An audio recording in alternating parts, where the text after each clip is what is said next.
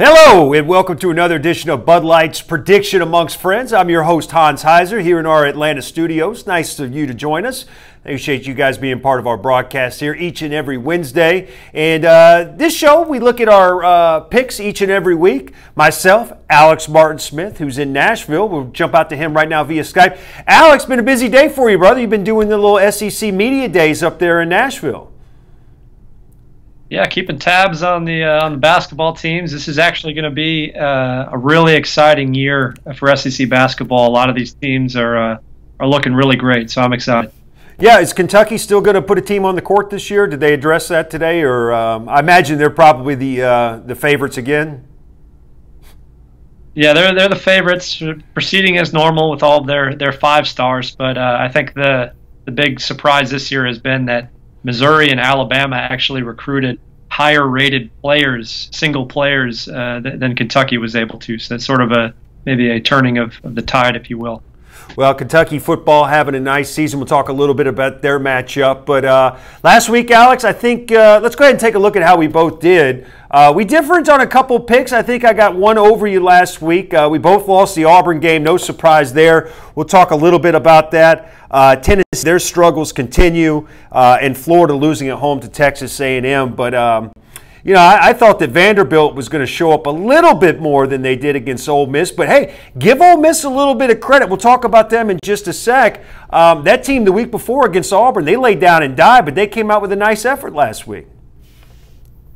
Yeah, you know, you put Vanderbilt and Ole Miss together last week. I think they were a combined 0-6 in their last 6 games, and it was sort of like who's going to show up. And it was an exciting game. You know, it's fun to see Shea Patterson throw the ball around. Had one of the better games of any quarterback in the SEC this year, and I'm excited to see how he can use that performance and move forward here through the thick of the schedule. Yeah, I think the big surprise last week, you and I were both on Auburn. Auburn looked so impressive. Yeah, even that Clemson game. I mean, their offense was a little bit behind where they'd like to be, but you saw the evolution of Chip Lindsey's offense as the season went on. They became a little bit more balanced, and I think you and I, especially after LSU, yeah, they won one on the road the week before at Florida, but Florida's a whole different story. I thought that was a lot asking them, or LSU, to win back-to-back, but it just showed you a little home field advantage, and I thought they outcoached them a little bit in that game. Yeah, I agree with that. Our own Justin Ferguson, he's on that Auburn beat. He did an amazing film breakdown of what went wrong for Auburn offensively in that game. And it was just, they were just beating their head against the wall in the second half, trying to run the ball up the middle when they had avenues in the passing game, in the short passing game. But they were either running up the middle or throwing it long, and it was a clear case being out-schemed, out-coached in that second half in the upset loss to LSU. In Tennessee, you know, what can you say for them? I tip your cap to Will Muschamp in the South Carolina Gamecocks, a team that's exceeded expectations this year. They lost their best playmaker, going on the road in the SEC, beating a Tennessee team, taking advantage of an opportunity, you know, kick a team when they're down. But Tennessee's, you know, their struggles continue. Yeah, they do. And, you know, as we move forward here, Tennessee going to Alabama this week and past that, it becomes, I think, a question of, are the Vols going to get people in the stands, you know, the rest of the season? And this weekend's going to have a lot to do with that. And last weekend's loss to South Carolina is going to have a lot to do with that. That was one that they really needed to win. So quite the bummer for Blitz Jones and company. Yeah, not looking good for them. Not going to get any easier this week. We'll take a look at that preview in just a sec. Alex, do want to remind you, we are brought to you by Bud Light. Huddle up with your friends and some ice cold Bud Light, the beer that's famous among friends on game day and all season long. If we can, go ahead and take a look at our records for the season, where you and I are the favorites, I think, this year. Do we have that graphic? There we go. Favorites for the year, 47-11. I'm at 48-10. You're right behind at 45-13. And this week, I can tell you that we are different on one pick, so an opportunity for somebody to gain a little bit of ground here. So let's go ahead and get the ball rolling here, man. Game one we'll take a look at this week, and that's Auburn against Arkansas. Auburn on the road for the second consecutive week. They'll be on the road again next week as well. They took a major step back last week, Alex. There's no ifs, ands, and buts about it. A chance for Arkansas potentially to turn their season around. What do you see about this game? What jumps out to you early on? Well, I think this is just what Auburn needs. You know, this is a game that they are, you know, not absolutely going to win, but there's a very, very high chance that they're going to walk into Arkansas and win this football game because they're too good on defense and their running game is too solid. Their passing game is too efficient. Save that second half against LSU. Arkansas is just in a real rough spot. And they just haven't showed much life this year, and especially you add to that Austin Allen hasn't been himself, and he sat out this past week against Alabama. I think they just have potentially more to prove than any other team in the SEC. Arkansas does, and I don't expect them to do that this weekend. No, Cole Kelly got the start last week. He'll make his second start this week. You have to think it's not going to get any tougher than Alabama. But a home game for Arkansas, that's got to help them out a little bit here. 15.5 points is a line in this one. I think that might be a little too much just for the sense that I think you're going to get Arkansas's best game. I think you're going to get everything that they have, and we're going to find out where the rest of the season for the Razorbacks very well may be headed. Now, win or lose, I think how they come out and compete in this game, because you used the correct word there for as far as my assessment, they seem lost at times. But I expect them to come out. I mean, you look at these Brett Bielema teams from back in the day at Wisconsin, they were tough. They were hard-nosed teams. They didn't just lay down, and I don't expect them to lay down on Saturday either. Yeah, even at Arkansas, not just Wisconsin, Bielema has put together teams that, in a given year, they'll pull an upset or two. They'll really stack up well against a team that's supposed to annihilate them, and they'll play a good football game. They'll take it to the fourth quarter. They'll potentially pull out the win. So this could be one of those games. Auburn coming in ranked number 21, coming off a loss. It could be a game, this sort of that classic Bielema Hogs game where they come out of nowhere and they play really, really well against a ranked team. And it kind of just depends on whether Auburn is going to carry over that offensive hangover from the second half against LSU, whether they can fix those issues and come out strong at the beginning of this game against Arkansas, because I think it is important for Auburn to get out in front quickly so there's not just sort of this lingering doubt surrounding that football team on the road against Arkansas. Alex, what's your assessment of Gus Malzahn? I thought early on in the year when they were talking about him being on the hot seat, I thought it was a little ridiculous. But there was an article written this week, it was in the Birmingham newspaper, and the information that was in there as far as his record against Alabama, 1-3, losers of 3 in a row. His record against Georgia, 1-3, losers of 3 in a row. His record against Clemson, the 2 times that they've played, 0-2, 0-3 against Power 5 conferences in bowl games. I wasn't aware of all this. And going back and watching that LSU game, I said earlier I thought they might have been outcoached a little bit. In the national championship game, much like the game against LSU last week, they get out to these leads. It's like they have these great game plans, but the other coaches make adjustments during the games, and they don't seem to counter those adjustments. What's your take of Gus Malzahn, where he's at as far as the hot seat goes, and where this Auburn football team is headed? Yeah, I think everybody who was really jumping on the bandwagon for Auburn in terms of them being an elite team last week when they were number 10, you're sort of overlooking the big picture, and the big picture being those records against Alabama, against Georgia, against Clemson, the fact that they're 0-7 in their last 7 games against top 10 opponents. Wow. And they've struggled on the road in some of these big games. I think this is certainly a juncture of the season where Malzahn has earned a little bit of warmth on his seat. I think the seat is getting a little bit hot, and I think that's probably deserved, because you can't lose a game like you did last week where you get up 20-0 on the road against LSU. You just can't lose that game. And for the fact that it likely came down to coaching in that second half, and that you can probably pin that loss on him and his staff, and not just the players screwing up or some other issue. It's not like LSU is this world-beating team. They needed a punt return in the second half of that game, and a couple just like skin of their teeth drives to pull ahead and win that game. So I think it's a deserved hot seat for Malzahn right now, and he does need to win a few crucial games this season to stay off of that and to keep his job. I think for the reasons, I just think Auburn wins this football game. I think what I've seen so far from Arkansas this season, it's not enough to to show me in any way that they're capable of winning this. The only way, it's a home game for Arkansas. Their backs are really up against the wall. I think you're going to get a great effort, but I just think from a talent standpoint, they just can't compete with Auburn. And then you mentioned everything they're up against, playing for their coach, possibly for his job. This is a game Auburn can't lose. I'm going to take Auburn in this game to win. Who knows what happens the rest of the year with both of these teams. Maybe Arkansas gets hot. They become bowl eligible. Maybe Auburn runs the table. I mean, you never know. But for this game, I like Auburn to walk away on Saturday with a win.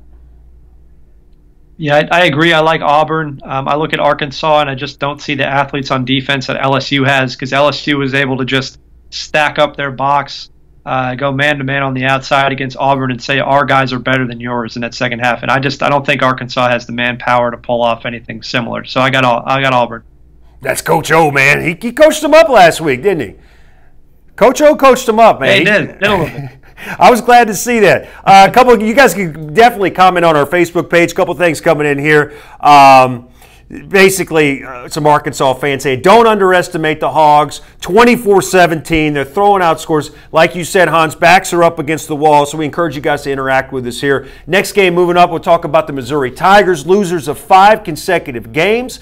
A little bit impressive. I thought, they came out hot. Drew Lock threw some nice passes last week, and he can really throw that thing. They put up 28 points against Georgia. They competed the week before against Kentucky, but at the end of the day, they haven't won a football game yet. You're going up against Idaho in this game. Interesting fact, Idaho, I don't know if you know this, Alex, is going to be the first school ever to drop down from FBS to FCS after this year. This is a game Missouri's got to win. Yeah, I think I did not know that little fun fact there. I knew that they were dropping down. I didn't know that they were the first to officially move FBS to FCS. But they're not. I mean, they're not pushovers. You look at their win-loss this year. You look at their quarterback Linehan, who has put together some interesting games. They've at least made it interesting when they're going to lose. And Missouri is not really bulletproof right now. We talk about the offense being improved, being sort of awakened from their slumber. A lot of points the last couple of weeks against tough defenses. But the Missouri defense is still the same that we've seen pretty much the entire season. And I think Idaho's going to be able to move the ball. They're going to be able to score.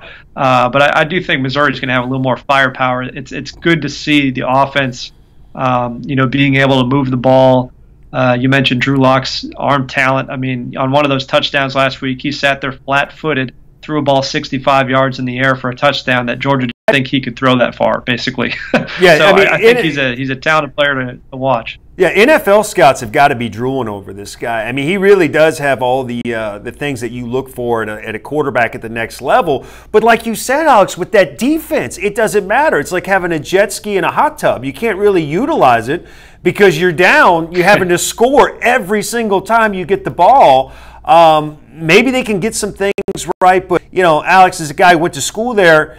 Missouri, this is a team under Pinkel who was known for defense. Do you think if Barry Odom's not the guy, which I think most people are in agreement that he's not, they go out, they make a hire, do you think maybe that they try to go in that direction and get a defensive-minded guy just because things are in such disarray on that side of the ball?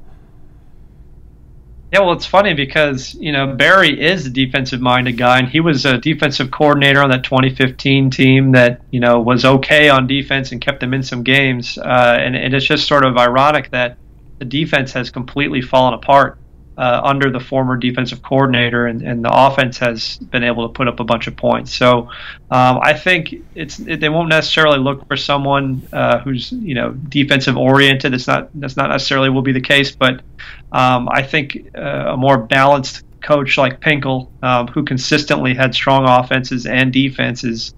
I think that's what they're going to go for, and maybe not someone who's so specialized.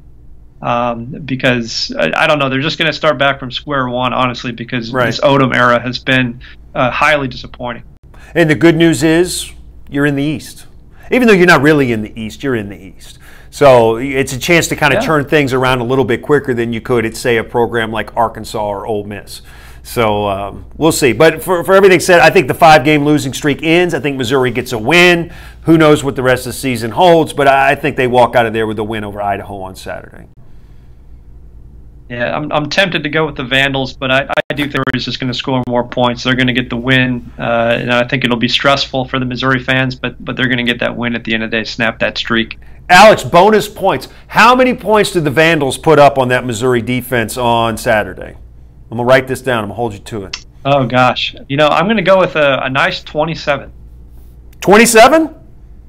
Okay, I'll go with 27. 27, We'll readdress this next week when we go. So we're both on Missouri on that one. Moving along, I do want to remind you guys we are brought to you by Bud Light. There's one thing all fans can rally behind. That's tailgating with some ice-cold Bud Light. Moving along, Game 3, we got Kentucky taking on Mississippi State. I think this is a very interesting game. These are two teams, I don't want to say exceeding expectations this year. I think both their coaches thought that they were kind of be where they're at right now. But the winner of this football game, Alex, is going to be feeling really good about where they're at and what potentially could be ahead of them the rest of this year. Yeah, that's right. I was talking to Kyle Tucker, who's our main Kentucky beat writer today. He was at Basketball Media Days, but he's been on the train that Kentucky has just a really good shot at starting 9-1 or 8-2. A lot of that has to do with the schedule here on out, but they are in a really sort of historic position. Even if they're not a great Wildcats team, they have a potential to make some noise, and they don't play Georgia until late November, if I'm not mistaken. So they still control their own destiny. And on the other side, Mississippi State, they're still going to get their crack at Alabama, even though they got 2 SEC losses. So I think these teams are on the fringe of these races, and this game does mean something in terms of the road to Atlanta. Mississippi State has always been a team that plays much, much better at home. You can say that a lot for the SEC, but Mississippi State more so than other these fringe teams. The fact that this game is being played at their home now, I give them a huge benefit in that, but I also like the fact that Kentucky, they lost a couple games they lost their one game on communication issues. Missouri was in that game for reasons that they had communication issues. You had an off week. So Coach Stoops and his staff, you have to think that they worked on some of these things. They're going to be prepared going into Mississippi State. They know how loud it's going to be. I expect this to be maybe the game of the week in the SEC. Yeah, I think potentially. It'll be exciting. And what I like about both these teams in this matchup is they both thrive on getting out ahead early and being able to set the pace and the tone of the game through their running game, and especially so with Mississippi State. I see them, the Bulldogs, grabbing that early lead and really being able to set the tone with Nick Fitzgerald running and passing, as opposed to trying to play catch up, because it usually does not go well for MSU when they fall behind by a touchdown or two. They have a real hard time climbing back into games, but they're great when they have that lead. Yeah, Fitzpatrick last week, the second Bulldog quarterback in school history, 25 rushing touchdowns, 25 passing touchdowns, and he's still got another year on him. You look at this Mississippi State team, Alex, they got some young players on both sides of the ball. Fitzpatrick's going to be back next year. This is a team that's clearly growing and getting better. Now, we know we got out to the big start at 3-0, lost a couple tough games in a row, but I think it's part of the process. I think this is a team that next year is going to be a handful for a lot of those teams in the West. I think so too, and I was, thinking that this was going to be a leap year for them after they got that 3-0 start. They, pounded LSU down in Starkville, and I thought this was going to be the year that they made another sort of Dak Prescott-like jump, and it was just really disappointing to see, how they responded against those opponents in Georgia and Auburn. So I do remain positive and sort of hopeful for them next year, but I think they do have to add a little bit of that passing dynamic to their offense that's missing. They need to become more of a threat through the air, like they were able to be with Dak Prescott under center. Yeah, that's a good point. The teams that have beaten them handily this year, they've made them one-dimensional. And when you do that, they have been able to move the ball. Real quick, what does Kentucky have to do in this football game in order to steal a win on the road? Yeah, I really think Kentucky has to get out ahead early, get up 7-0, 10-0, And then they're able to use their running game to their advantage, while Mississippi State is forced to figure out how they're going to catch up. And Kentucky's got a really solid defense as well. I know they gave up all those points to Missouri, but for the most part this year, Kentucky has been able to keep people out of the end zone. They've been able to slow down offenses when they get in the red zone on their side of the field.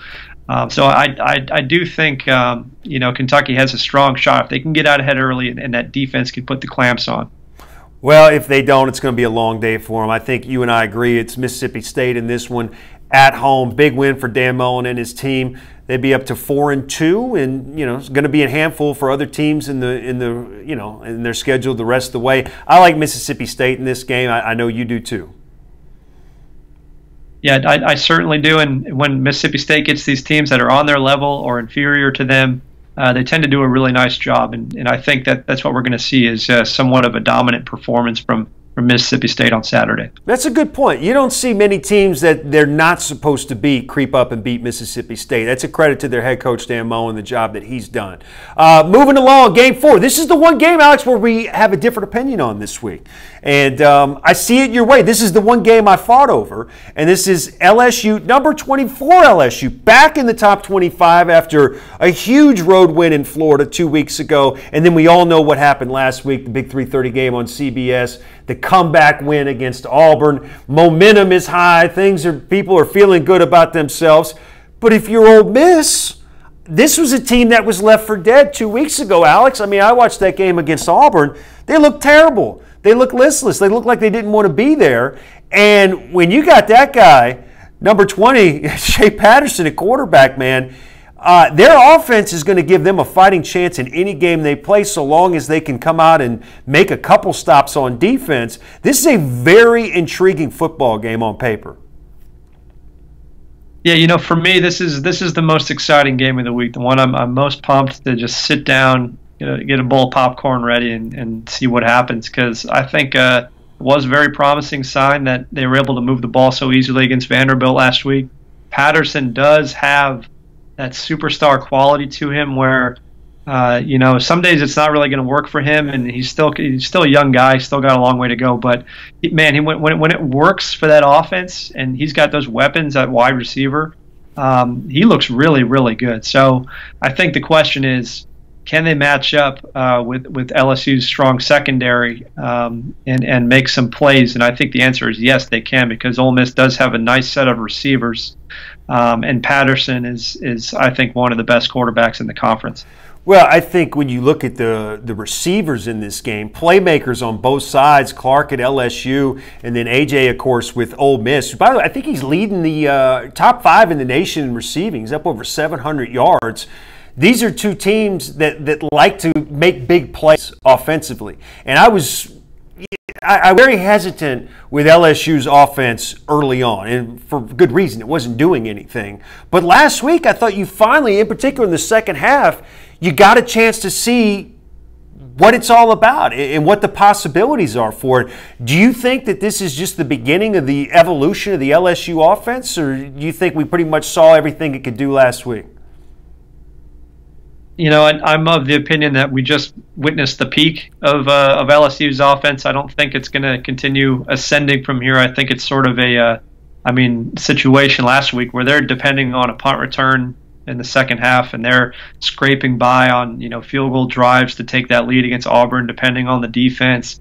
I think we saw about as good of a game from Danny Etling as you can get. He had that nice touchdown in the second quarter, hit a big 3rd and 5 conversion to Geis on that game-winning drive. I just don't think there's much more potential in terms of an all-around offense, but it would be nice to see them get their running game back a little bit and see Geis start rounding into that player that he was supposed to be in the preseason when everyone was picking him on their Heisman list. It'd be nice to see him make a little bit of a comeback here. Yeah, I'm glad you mentioned him. I was going to bring up Darius Geis. He didn't look right.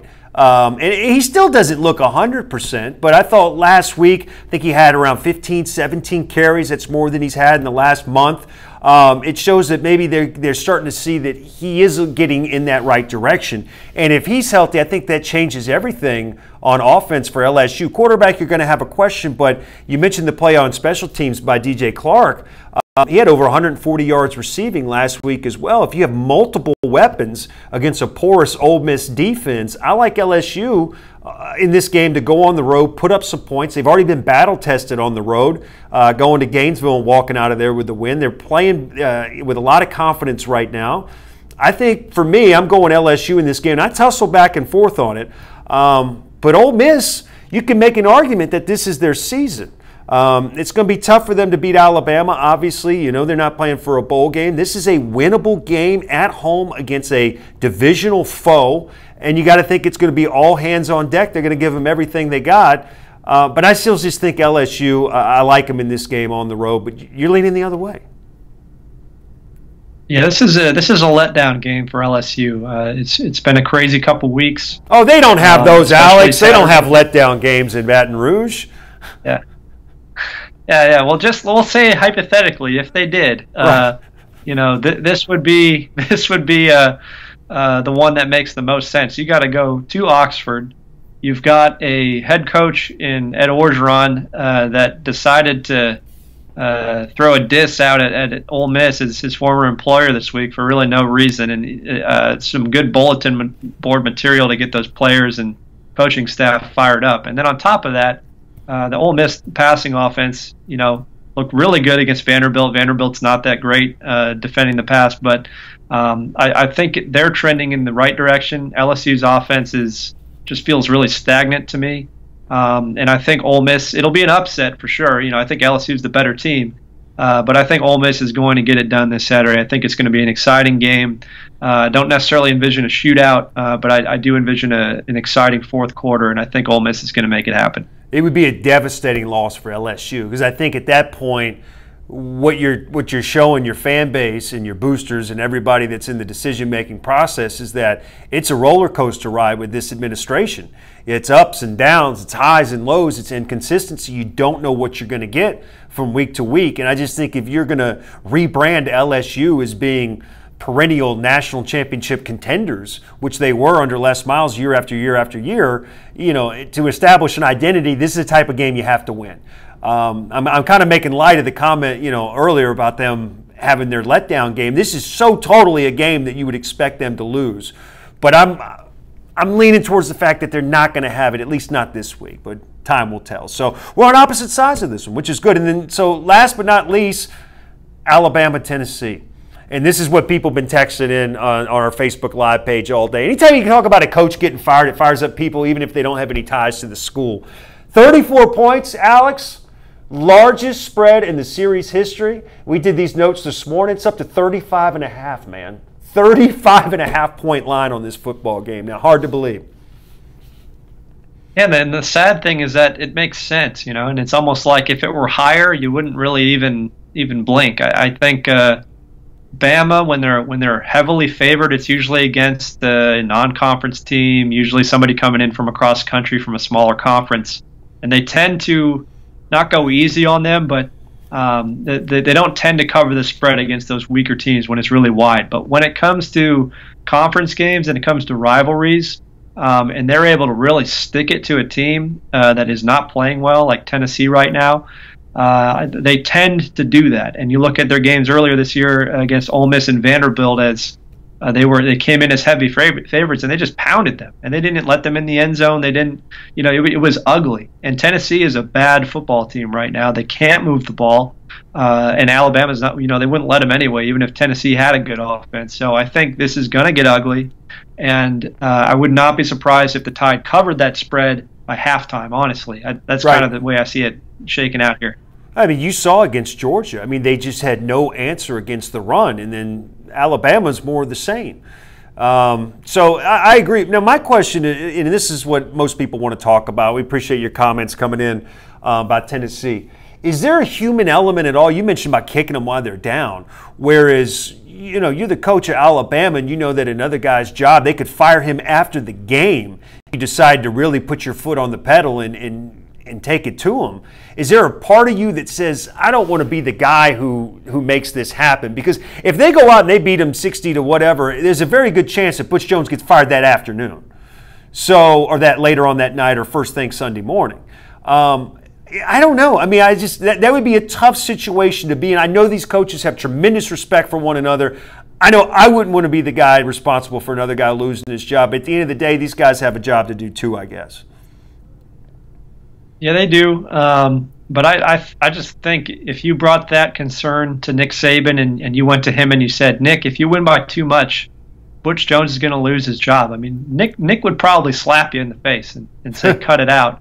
We're going to win this football game however we win it, and it's not my job to worry about what happens on the other sideline. I honestly think that is his mentality, because he can't afford to, look at these hypotheticals and say, well, how much should I win by? Because he's not going to entertain that. He's worried about losing this football game, So, it's not a problem for him if he wins by 60. He's done it a bunch, or he's won by 50 a bunch. I just don't think Nick Saban cares, and I don't think he should have to care, really. And it's going to show. I think that'll show itself on Saturday. Tennessee last week, they decided to go with the redshirt freshman at quarterback. He had his moments. I thought, the final drive to get him down in a position to win the game showed a little bit of growth. He looked a little insecure, if you will, at the beginning of the game. But interesting decision to go with him. What are you looking at that decision? Because to me, Dormady seems like a little bit more polished quarterback at this point. But I don't know. I just thought it was an interesting decision by a desperate head coach. Sometimes you just got to try things and see if they work. And I think Garrick Attano, that was a big battle in the offseason between him and Dormady. And I thought Garrick Attano was going to win that in August, and he didn't. But I think at a certain point, you just got to go with the new guy, especially if the new guy's really confident, which Garrick Attano is. You could see it in the way that he carries himself and how upset he was with the loss. I like that aspect, but he certainly has a ways to go. It was a nice final drive. He actually hit the receiver in the right spot, and the receiver couldn't make the tough catch to win the game. But this is just it's quite a test against Alabama, and it's one that Kellen Mond passed pretty much a couple weeks ago, but this just feels like a much different situation, and Tennessee is in survival mode almost, and Garrick Attano is. I just think it's going to be an ugly day for him. Yeah, I think we're in agreement here when we're going with Alabama to take the win on Saturday. Yeah, absolutely. Yeah. Alabama, and let's say Alabama by 55. Wow, man. Yeah, you know what? It's crazy, but those are the times we're living in. Great comments coming in here on our Facebook page saying, yeah, sympathy from Alabama to Tennessee. That's a good one.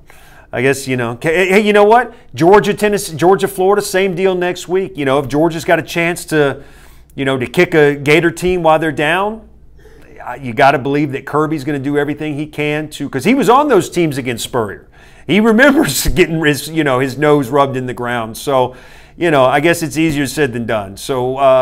So you mentioned Kellen Mond real quick before we get out of here. He was named by Kevin Sumlin the starting quarterback for A&M for the rest of the year. And job well done. I thought he played outstanding last week. Yeah, I wasn't even aware that announcement had to be made. I think he was he was solid against Florida, did what he needed to do to win that game. But I think he does need to. This last week was a little bit of a tiny bit step back from him. I think he needs to continue to be more efficient throwing the ball, and I look forward to watching him on the rest of the way out here. Alex, it's been a lot of fun, brother. We'll do it again next week. We'll get you ready for the cocktail party, all the other big SEC matchups next week. So thanks for joining us, man. Have a good rest of your night. All right. Yes, sir. Thank you. All right, Alex. Take care, man. It's Alex Martin Smith from Nashville. We'll do it again next week. This has been Bud Light's Prediction Amongst Friends. Remember, Bud Light wants to remind you to celebrate college football and reminds all of you to drink responsibly. For all of our producers and people behind the glass, for Alex Martin Smith, I'm Hans Heiser. You guys have a great rest of your week, and we'll see you next Wednesday. Thank you.